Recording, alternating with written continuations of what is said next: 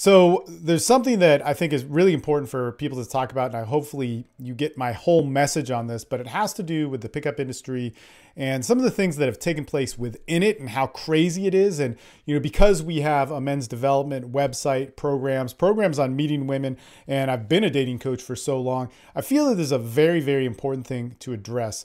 This came out of an article that was on the Daily Beast, and it's talking about how these three guys who are involved in pickup, two being instructors, one is a student, which, man, God, fuck, man, you made the mistake. But the stuff I want to talk about is that they ended up being involved in these, a single rape event, and it turns out some other ones did some other things.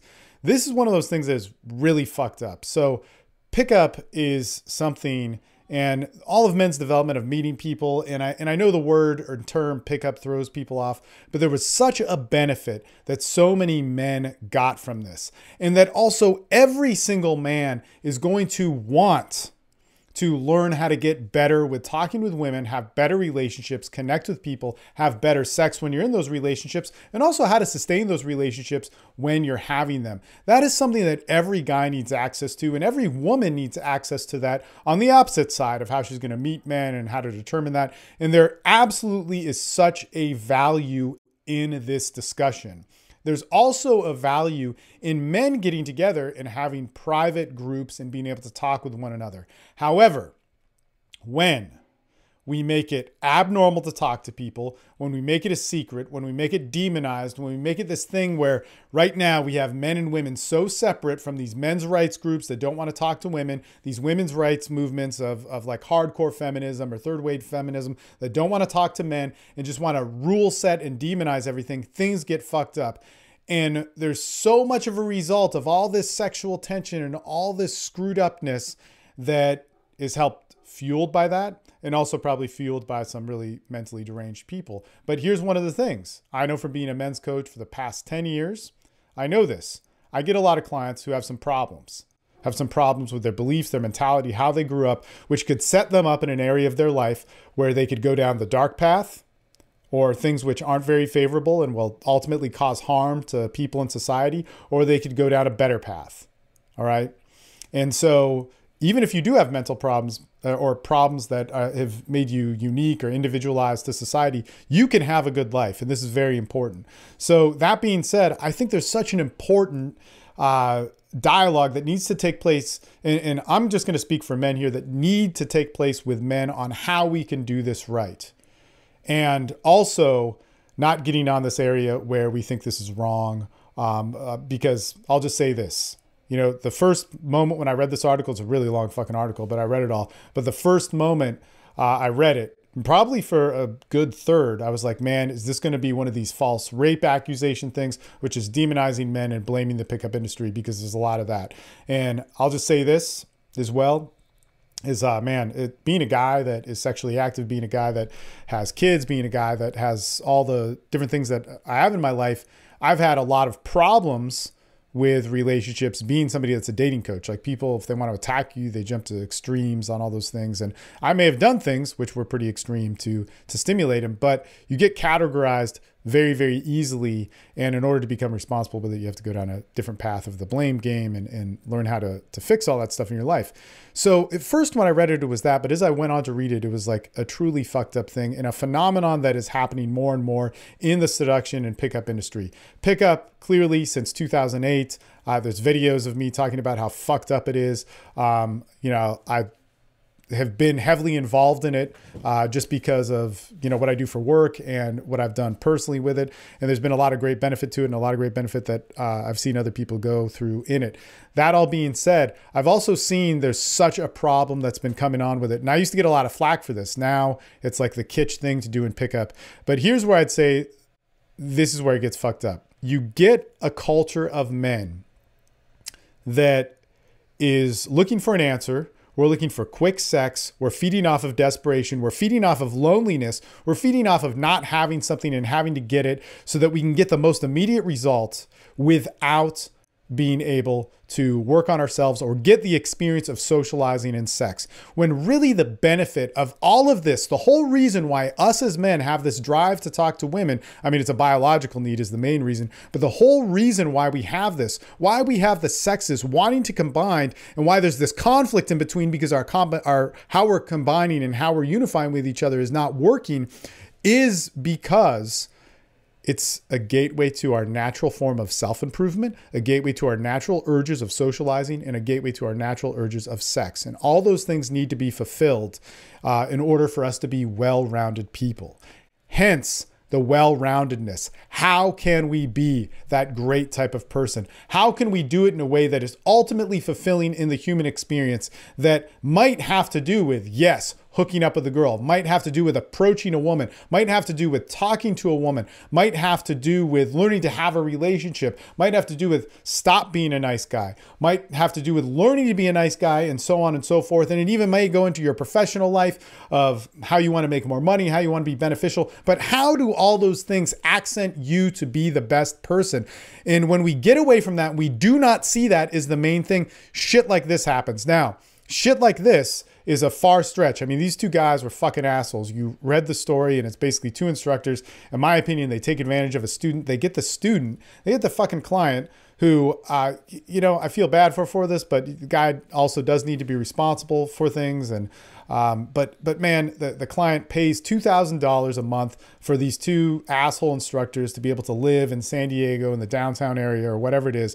And they basically meet chicks that are drunk and try and fuck them. And they do it in a crazy way. Now, I want to make this clear. Once again, there's nothing wrong with going to a bar. There's nothing wrong with drinking. There's nothing wrong with sex that comes from that. There's also nothing wrong with learning the distinct like path of where consent comes into play. And I have a lot of stuff to say about this when we get into, you know, what laws are passed on it, or I'm sorry, the propaganda and all the sort of stuff that's passed on consent is very, very difficult to articulate, and it doesn't come from the reality of sex. But like, these guys were stepping over that line, and they were going too far, and they were being assholes, and they were degrading people, and they weren't getting the natural benefits that we see of socializing and sex and being a better man that we see from people who get sexually active and empower that side of their life. So what I really want to point out is there's nothing wrong with empowering your sex life. There's nothing wrong with empowering your social life. There's nothing wrong with learning tools to do that. There's nothing wrong with learning tools that might seem a little bit, you know, misunderstood from women that are only shared in a men's group. These are very valuable things that we need to have. But we need to bring it all back to, are we communicating with the sexes? Are we communicating with one another? Are we empowering ourselves? Are we becoming better people for it? Okay? That's very, very important that we ultimately get to that. So if we're in a men's group and we're saying, man, this chick fucked with me and man, she was a bitch or whatever, we use these things that would be socially unacceptable. We push a little bit harder. She was saying that, you know, she's mad and dramatic about this and it made me mad and I just wanted to do my own thing. We need an outlet as men to do that. That has to be established for men in order to be functional, because if we don't and we're forced to be different people in front of, got a relationship, our love, our friendships, and we're policing ourselves because we're afraid of all the social judgment, man, we totally fuck ourselves. That is a terrible place to be, and it creates more problems. Now, here's one of the things is that, God, well, these guys just did such fucked up stuff, right? And again, I don't know them. I don't know the situation, but in reading the court documents and the article, and there could be all sorts of whatever to that, it seemed pretty bad. But one of the things that comes up is consent, okay? Guys, men, when it comes down to sex, when it comes down to interaction with women, when it comes down to getting laid, your goal is not to get laid at the expense of her, at the expense of what she thinks, what she believes, anything like that. Your goal in having sex is ultimately to unify with them. Your goal in having sex is not to brag, is not to be cool, is not to get clients if you're a teacher, is not to show off. Your goal in having sex ultimately, hands down, that has to be there. And if it's not, you will skew off into this crazy distortion that becomes almost impossible for somebody on the outside to comprehend, where it's all about control and using people, if it is not towards being a better person and connecting with that person. if it is not to truly fulfill you.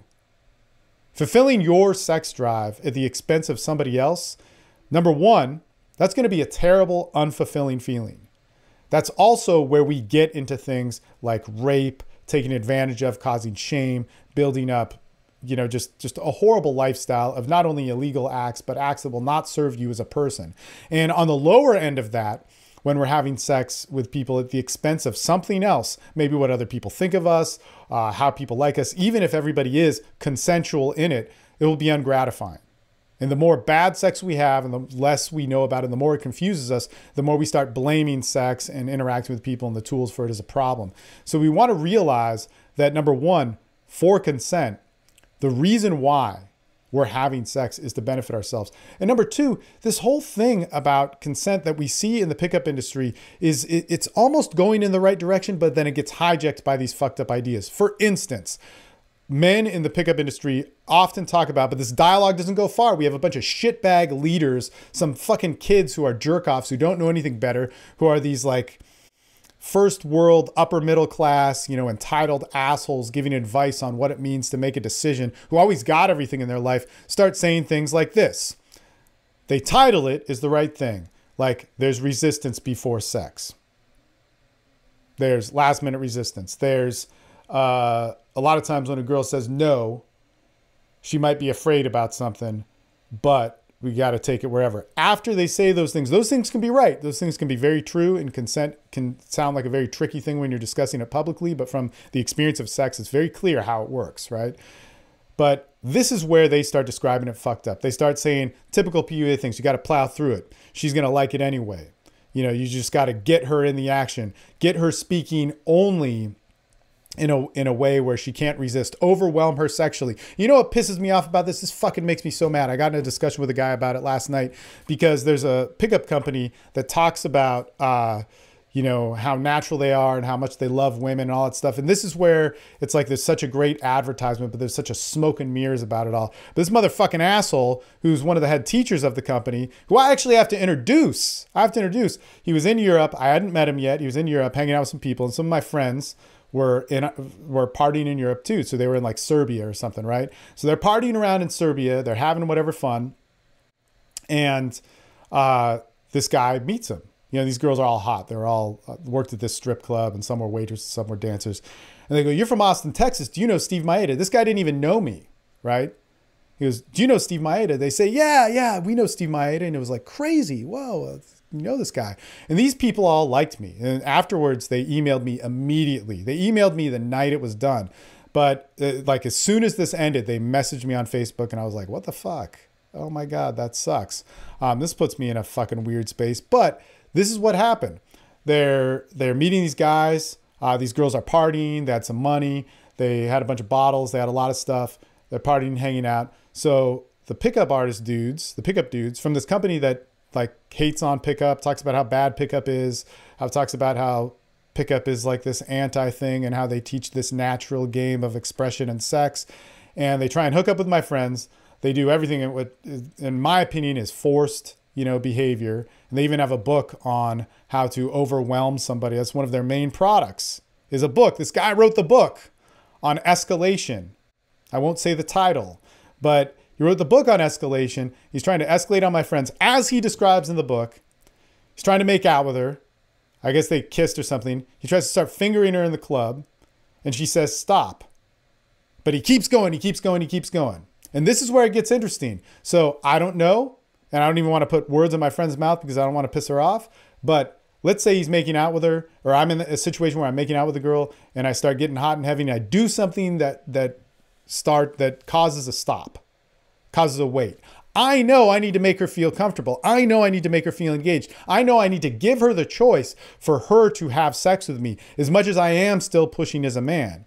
But that's not what this guy did. He pushed when she kept saying no, and eventually he got a hard no and was like, stop. He panicked. He flipped out. Guess what these assholes do? Guess what this fucking cunt of a motherfucker does, who teaches this stuff, who speaks bad about this article? Guess what he does? Steals all their shit, wrecks their shit, runs up their credit cards, runs up their tab, leaves. These fucking girls were calling me and saying like, dude, this guy does what you do. What the fuck is wrong with your industry? What the fuck is wrong with you? What the fuck is wrong with all the, does everybody like, do you do this? Like I've known you forever.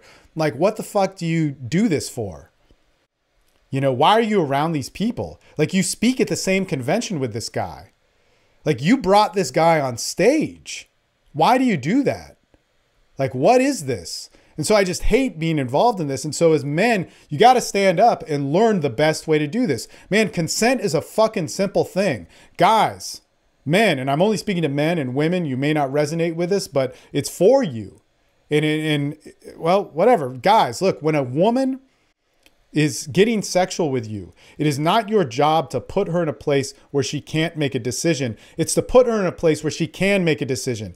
Here's where it gets different. I get sexual with somebody, I get her hot and heavy, I get hot and heavy. As soon as the point where that gets overwhelming, she is going to say stop consistently. That is when it happens. It always happens, and it happens the same way. How could there be hundreds or thousands of pickup instructors who are good at getting laid who do not distinguish where this happens and what to do with it? Why is this not written about on the boards? Why is it written that it just comes down to overwhelming them? The thing is that it gets to the point where you feel something, and I'll explain it exactly where it'll happen with a kiss. You're making out with a girl for the first time and you're in some place where it can go a little bit further, or like you're my like asshole pickup colleague, you're making out with this chick somewhere in Europe and you're at a table in a club and you're starting to hook up with them and she knows you like it a little bit more than her.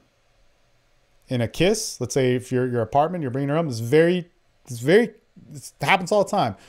You're making out with her, she starts to get more into it, she starts to move with you, and you capitalize upon that and push harder. At that very moment, she will say, stop. You're making out with her. You're at the club. You're doing whatever. You're trying to overwhelm her body like that dude was doing.